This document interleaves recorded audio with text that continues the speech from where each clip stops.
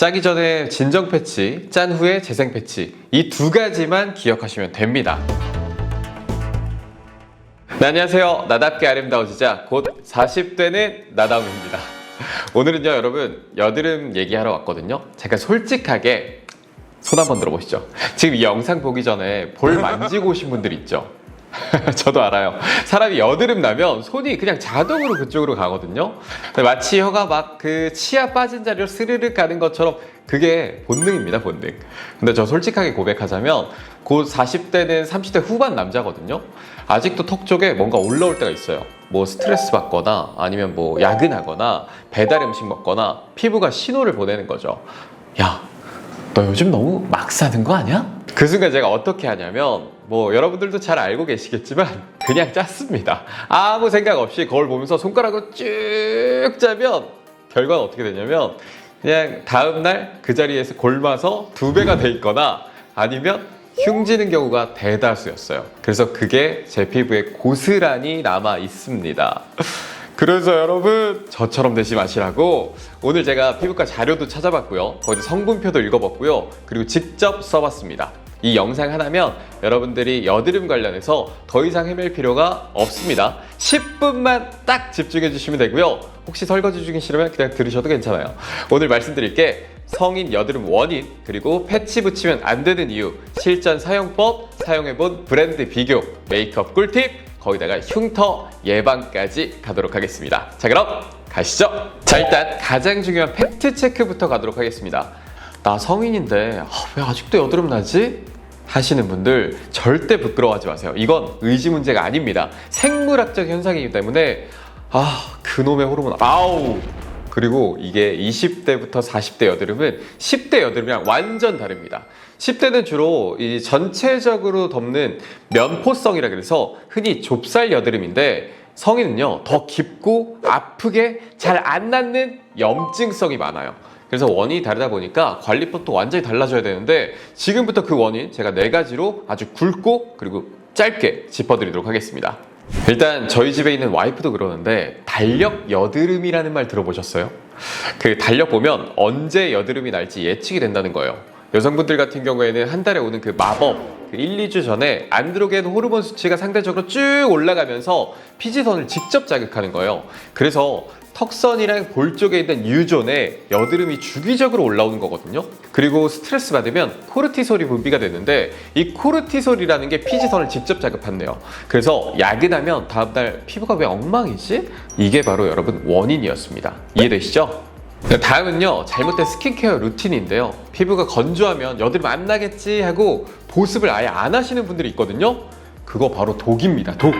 수분이 부족하면 피부가 스스로 피지를 더 만들어내거든요. 그 피지가 모공을 막으면서 여드름이 생기는 거예요. 반대로 유분기 많은 크림을 두껍게 바르거나 클렌징을 너무 자주 해서 세게 하는 것도 피부 장벽을 무너뜨립니다. 아니 그래도 피부에 수분 채워줘야 되는데 그럴 때 어쩌죠? 하시는 분들은 외우세요. 논코보도제닉으로 표시된 제품 사용하시면 됩니다. 그리고 3번째는 먹는 건데 저도 처음에 이 얘기 들었을 때 에이 설마 라면 먹는다고 여드름이 나? 했거든요. 근데 진짜예요. 저는 라면 부셔 먹는 거 진짜 좋아하는데 스프 뿌려서 먹고 자면 다음날 피지 많은 그 코나 이마 여드름 폭발하거든요. 당지수 높은 게 라면, 흰빵, 뭐 달달한 음식으로 먹잖아요. 다음날의 그 기억 이제 다 연결되시죠? 당 높은 거 먹으면 혈당이 급격하게 오르고 인슐린의 유사 성장인자 IGF-1이 증가하면서 피지 분비가 촉진되는 거예요. 거기다가 유제품인 우유, 치즈, 요거트, 버터, 생크림 같은 것도 더 악화시킬 수가 있습니다. 무조건 끊으라는 거 절대 아니고요. 먹더라도 각오하고 알고 먹자는 거예요. 마지막으로 미세먼지나 기타 등등 이유로 마스크 쓰시는 분들, 마스크 오래 쓰면 뭐 입 주변이나 볼, 턱 라인에 여드름 많이 생기거든요. 그걸 바로 마스크네라고 부릅니다. 그리고 한 가지 더, 여러분들께서 핸드폰 화면 어디다 대고 통화하세요? 붙이죠? 볼에다가 붙이시는데 핸드폰 화면에 세균 많다는 거, 변기보다 당연히 핸드폰이 더 더럽다 이런 얘기 변기 볼 때마다 생각이 나요. 그걸 매일 볼에 붙이고 있으니까 그런 거라서 생각날 때마다 알콜 티슈 개별 포장된 거 아시죠? 그거 되게 저렴하거든요. 생각나면 한 번씩 닦아주시면 정말 좋습니다. 자, 여기가 오늘 영상에서 가장 중요한 파트입니다. 진짜 패치 붙이면 역효과 나는 상황 아세요? 여드름 패치는 지우개가 아니에요. 아무렇게나 붙이면 안 되고요. 여드름 패치 가장 많이 하는 오해가 뭐냐면 여드름 났다 그러면 패치 붙인다, 이거 아니에요. 완전 아닙니다. 패치는 여드름을 없애는 게 아니라 악화를 막고 상처를 보호해 주는 거예요. 그래서 상황에 따라서는 패치가 오히려 여드름을 더 크게 만들거나 나쁘게 만들 수가 있어요. 의학적으로. 먼저 첫 번째로 절대 붙이면 안 되는 상황은 눌렀을 때 욱신욱신 아픈 여드름은 결절성 여드름으로 피부 진피층 깊은 곳에서 염증이 이미 진행 중인 상태인 거예요. 여기에 일반 패치를 붙이게 되면 산소가 막히잖아요. 그랬을 때 여드름균은 산소가 없을수록 더욱더 잘 자라는 현기성균이라고 해서 폭발적으로 증식할 수가 있어요. 쉽게 말하면 아직 불 피우는 중인데 뚜껑을 닫아버리는 거예요. 밖에서 보면 잠깐 안 보이는 것 같은데? 하지만 안에서는 활활 타고 있는 거죠. 그래서 이런 건 패치 붙이면 절대 안 됩니다. 눌렀을 때 아프고 욱신거리는 거, 빨갛게 부여있지만 고름이 없는 화농성, 딱딱하게 뭉친 결절 형태, 넓게 퍼진 낭포성 여드름, 좁쌀 아시죠? 이건 피부과 가시고요. 이런 여드름에 패치를 붙이는 건 그냥 말 그대로 세균 배양소, 양성소 만드는 것과 같습니다. 절대 안 됩니다. 아니 그래서 열받게 하지 말고 패치 붙이기 딱 좋은 타이밍 언제냐고요? 라고 물어보시면 세안 후에 그 깨끗한 상태에서 눌러도 전혀 안 아픈 거, 곧 터질 것처럼 하얗게 올라온 거 있죠? 고름이 표면에 이렇게 보이는 거 있잖아요. 그런 거나 압출을 성공하신 다음에 진물이 나오는 상처가 있으시면 거기다가 패치를 붙여주시면 됩니다. 딱 이럴 때 붙여주는 건데, 아니 그럼 아픈 여드름 가리고 싶고 그냥 두기도 싫은데 어떻게 하냐고요? 아직 여물지도 않고 아픈 여드름엔 패치 대신에 두 가지 대안이 있습니다. 살리실산이라는 BHA 성분의 스팟 연고나 제품을 써주시면 되는데 모공 속으로 침투를 해서요 피지와 각질을 녹여줍니다. 산소를 차단하지 않기 때문에 현기성균이 증식하지가 않아요. 그래서 염증이 잘 생기지 않는다라는 거고요. 마그네슘 니들 패치 잘 알고 계시죠? AC 패치 계열이라고 요즘에 유명한데 미세한 바늘이 피부에 성분을 직접 전달합니다. 일반 패치와는 원리가 달라서 깊은 염증에 효과적이에요. 그리고 좁쌀 여드름, 피지 타입이라면 패치보다는 각질 관리와 진정 케어를 먼저 해주는 게 훨씬 효과적입니다. 민감하신 분들은 아하나 바하 성분이 적게 들어가서 자극적이지 않은 걸로 가셔야 됩니다. 자, 이제 패치 설명드릴 건데요. 크게 두 가지로 나눌 수가 있어요. 상황에 따라서 다른 패치를 써야 되는데 이걸 모르고 아무거나 붙이다가 실패하는 겁니다. 짜기 전에 진정 패치, 짠 후에 재생 패치, 이 두 가지만 기억하시면 됩니다. 첫 번째 타입은 짜기 전에 진정 패치, 얇고 납작한 거라고 보시면 돼요. 곧 터질 것 같은데 아직 안 터진 거나 눌러도 아프지 않은 것에 붙이는 패치예요. 얼마나 얇냐면 거의 피부에 녹아드는 수준이라고 보시면 되고요. 두껍지가 않아서 낮에 붙여도 그리 티가 안 납니다. 티트리 오일, 살리실산 성분이 함유된 경우가 많아요. 티트리는 향균작용, 살리실산은 모공 속에 있는 각질을 부드럽게 녹여서 염증이 더더더더 커지지 않도록 도와줍니다. 붙이는 시간은 최대 8시간 정도로 추천드리는 게 밤에 붙이고 자면 딱 좋습니다. 너무 오래 붙이면 오히려 피부가 답답해하고 더 자극이 될 수가 있기 때문에 8시간 지나면 교체 혹은 제거해 주시는 게 좋습니다. 첫 번째는 마데카 21 릴리프예요. 요거 제가 3,000원 주고 샀는데 얇고 투명해서 낮에도 당연히 좋습니다. 가성비가 너무 좋고요. 두 번째는 케어 플러스 카밍. 밀착력도 좋고요. 투명도도 높기 때문에 이용하시기 좋은데 메이크업 위에도 부착 가능한 제품이에요. 올리브영에서 구매하실 수 있어요. 두 번째 타입은 짠 후에 쓰는 건데 하이드로콜로이드 재생 패치예요. 두툼한 타입입니다. 자, 이제 압출에 성공했다고 가정을 한번 해볼게요. 적절히 깨끗하게 진물도 나고 약간 피도 났어요. 이때가 재생 패치 타이밍입니다. 패키지에 수분 드레싱 또는 하이드로콜로이드라고 쓰인 걸 꼭 찾으세요. 하이드로콜로이드 콜로이드는 상처 주변에 습은 환경을 만들어줘서 딱지가 생기지 않는 환경에서 세포가 훨씬 빠르게 재생이 됩니다. 딱지가 앉은 상처보다 습은 상처가 2배에서 3배 정도 더 빠르게 재생된다는 연구 결과도 있습니다. 흉터도 덜 남고요. 패치가 진물을 흡수하면서 하얗게 부풀어 오르는 거 보신 적 있으시죠? 그게 정상이에요. 오히려 잘 작동하고 있다는 신호고요. 근데 부풀면 뜯고 싶잖아요. 어떡해, 우리가 그렇게 태어났는데. 그래도 부풀었다고 자꾸 뜯지 마세요. 이게 아직 재생 중인 표피가 같이 뜯겨져 나올 수가 있어서 진물이 밖으로 셀 만큼 부풀었을 땐 교체만 하세요. 첫 번째로 케어 플러스 상처 커버. 미디움 사이즈랑 라지 사이즈가 있거든요. 여드름이 뭉쳐 있거나 움직임 많은 부위에는 큰 사이즈로 사용해 주시면 좋을 것 같고요. 그리고 두 번째는 이지덤 릴리프인데 제가 실물을 못 가져왔어요.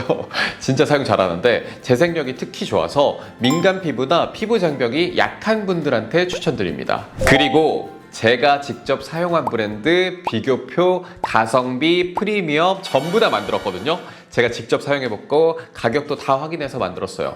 필요하시면 스크린샷 찍어서 저장하세요. 3개는 진정 패치, 3개는 하이드로클로이드 재생 패치입니다. 하나, 둘, 셋, 똥!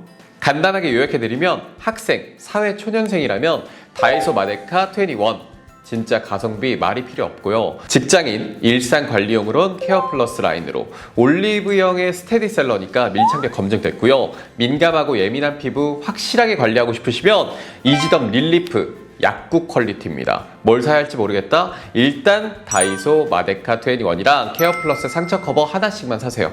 이 2개면 웬만한 상황은 전부 다 어떻게 커버됩니다. 그리고 패치 붙이고 메이크업 하면요, 티나서 어떡하지? 티 안 나게 하는 방법 있나? 있어요. 특히 직장, 학교, 약속 있는 날에는 진짜 도움 많이 될 겁니다. 패치 붙이고 나서 파운데이션 올렸는데 테두리가 다 보이고 나중에 들떠서 더 티나는 게 사용 순서를 잘못 지켜서 그런 거거든요. 말씀드리면 첫 번째는 스킨케어를 충분히 흡수한 다음에 패치 부착 기초 스킨케어, 뭐 토너나 에센스, 수분크림이 충분히 흡수가 된 뒤에 패치를 붙이셔야 됩니다. 선크림 위에다가 패치 붙이면 유분이 생겨서 점착력이 확 떨어질 수가 있어요. 선크림 바르기 전에 붙이는 것이 핵심이고요. 두 번째로 선크림은 패치 위에 살살 눌러서 선크림을 전체적으로 바를 때 패치 위는 손으로 살짝 톡톡톡톡 눌러서 펴주시면 돼요. 문지르면 패치가 들릴 수가 있기 때문에. 그리고 선크림 안 바르시는 분들은 파데 있죠. 파데 SF 있는 걸로 해주시면 돼요. 여드름 자국이 자외선 때문에 더 짙어져서 색소 침착으로 고착될 수 있기 때문에 꼭 약속해요. 세 번째로 파운데이션은 스펀지 타입으로, 가장자리는 면봉으로 파운데이션 브러쉬로 문지르지 마시고 퍼프나 뷰티 블렌더로 가볍게 눌러서 올려주시면 됩니다. 뭐 패치 가장자리가 경계선처럼 보인다면 면봉에다가 컨실러 조금 묻혀가지고 테두리만 살살살살 굴려주시면 돼요. 경계선이 거의 완벽하게 사라집니다. 세팅 파우더 패치 위에도 살짝 눌러주면 들뜨는 것도 당연히 방지가 되고요. 낮에는 아무래도 얇은 진정 패치, 넥스케어 블레미시나 뭐 케어 플러스 카밍 같은 걸 이용해 주시면 메이크업에 훨씬 더 잘 어울리니까 두꺼운 재생 패치는 잘 안 가려지기 때문에 웬만하면 자는 저녁에 여러분은 사용해 주시면 좋겠습니다. 순서 한 번 더 강조할게요. 스킨케어로 흡수 완료시키고 패치 부착하고 선크림, 그 다음에 파운데이션입니다. 자, 그럼 이제 대망의 마지막입니다. 어떻게 보면 이게 제일 중요할 수도 있어요. 여드름은 사라졌는데 그 자리가 거뭇거뭇하게 남아있는 거 다들 경험해 보셨죠? 이게 의학 용어로 PIH, 풀어주세요. 염증 후에 색소 침착이거든요. 쉽게 말하면 염증이 생겼던 자리에 멜라닌 색소가 과도하게 쌓이는 거예요. 이게 사라지는 데만 몇 달에서 심하면 몇 년 걸리거든요. 그러니까 여드름 날 때 관리 잘해서 이 자국 자체를 안 만드는 게 최선입니다. 자, 흉터 색소 침착 예방 3원칙 말씀드릴게요. 첫 번째, 자외선 차단은 필수입니다. 자외선이 PIH의 가장 큰 원인이거든요. 패치를 붙였든 안 붙였든 밖에 나갈 땐 선크림은 여러분 반드시 발라주세요. 두 번째로 딱지 뜯지 마세요. 딱지를 억지로 뜯으면 2차적으로 손상이 생길 수가 있어서 재생 패치로 수분 환경 만들어주면 딱지도 당연히 덜 생기고요. 흉터도 덜 남습니다. 세 번째, 손으로 짜지 마세요. 진짜로요. 손에 있는 세균이 더 큰 염증을 만들 수가 있기 때문에 꼭 손으로 짜야겠다면 세안 후에 깨끗한 손으로 정말 나올 준비가 된 친구들만 짜주시면 되겠습니다. 이미 자국이 생겼다면 꾸준한 케어가 답인데요. 효과 검증된 성분들 알려드릴게요. 첫 번째로 나이아신아마이드, 색소 전달을 차단해서 PIH 완화에 효과적입니다. 자극도 적어서 매일 사용했고요. 비타민C, 항산화 멜라닌 합성 억제, 하지만 공기와 빛에 약하기 때문에 아침보다는 저녁에 쓰는 게 정말 좋습니다. 그리고 아하 바하 각질 케어인데요. 묵은 각질을 정리해서 피부톤을 밝혀줄 수가 있어요. 주 2회에서 3회 정도 추천드리고, 레티놀 같은 경우에도 좋아요. 레티놀 세포는 재생 효과가 강력합니다. 단 자극이 있을 수 있으니까 처음에는 낮은 농도부터 점점 높여가시는 거 추천드릴게요. 근데 지금 말씀드린 이 모든 성분들 빠른 효과 원한다고 해서 여러 개를 막 한꺼번에 쓰면요, 오히려 피부가 자극됩니다. 하나씩 사용하시고 고농도보다는 저농도로 천천히 사용하세요. 조급해 하시면 절대 안 돼요. 색소 침착 케어는 최소 3개월 이상은 꾸준히 써야 변화가 보이기 때문에 한 달 쓰고 나서 에이 안 되네 하면서 포기하는 분들 정말 많거든요. 피부는 정직합니다. 규칙적인 루틴과 꾸준한 자외선 차단, 자극을 줄이기, 이 세 가지가 쌓이면 반드시 달라집니다. 자, 그럼 오늘 영상 총정리해 드릴게요. 1번, 성인 여드름은 호르몬, 스킨케어 루틴, 식단, 생활 습관이 원인입니다. 생활 개선이 기본이고요. 두 번째, 아프고 눌리는 여드름엔 패치 금지! 살리실사 스팟 제품이나 니들 패치 사용해주세요. 세 번째, 짜기 전에는 진정 패치 얇은 타입으로 최대 8시간만 이용하시고요. 짠 후에는 하이드로콜로이드 재생 패치, 부풀어도 괜찮아요. 진물 셀 때만 교체해주시고요. 네 번째, 메이크업입니다. 스킨케어, 패치, 선크림, 파운데이션, 면봉 컨실러 기억해주세요. 마지막으로 다섯 번째, 저희 자외선 차단은요, 여러분 무조건입니다. 선크림은 색소 침착의 예방의 핵심입니다. 그리고 색소 침착 케어는요, 최소 3개월입니다. 조급해하지 마시길 바라겠습니다. 자, 이렇게 여드름 패치 완전 정복해봤습니다. 솔직히 저도 이거 정리하면서 나도 예전에는 다 잘못하고 있었구나 싶은 부분이 많았거든요. 그래도 늦지 않았어요. 지금부터 제대로 알고 제대로 관리하면 됩니다. 댓글로 여러분들의 피부 고민 남겨주시면 다음 영상 주제 선정에 반영하도록 하겠습니다. 저는 더 유익하고 재미있는 꿀팁으로 다시 찾아올게요. 나답게 예뻐지자. 안녕히 계세요.